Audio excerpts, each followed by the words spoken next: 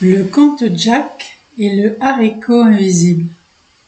Ne monnaie jamais ce que tu possèdes déjà. Ce que tu as en toi, c'est une richesse que nul ne peut évaluer. Ton imaginaire, c'est ça.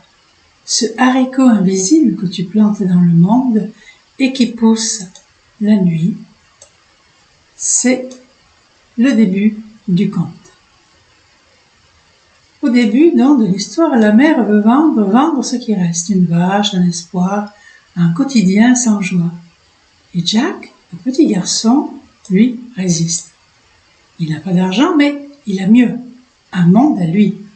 Il veut lui offrir autre chose, une échappée, un rêve, une lumière.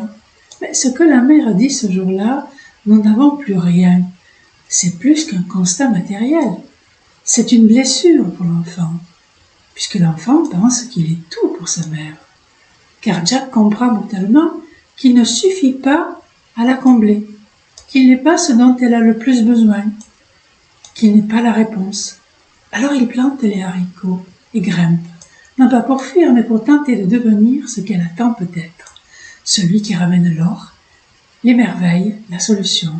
Là-haut, il vole des trésors, mais ce sont des trésors d'enfants, une harpe qui chante, une poule qui pond de l'or, des figures de fécondité, de poésie, d'imaginaire.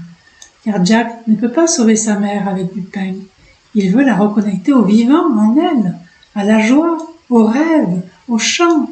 Mais en faisant cela, il découvre aussi que ce monde merveilleux qu'il a bâti, il ne le bâtit pas seulement pour elle, il le bâtit pour lui, parce que c'est le seul moyen de survivre à la douleur de ne pas suffire. Et alors le conte change. Ce n'est plus l'histoire d'un enfant qui comble, mais celle d'un enfant qui crée, et qui accepte un jour de ne pas être tout à fait tout pour l'autre, mais d'être tout pour lui-même.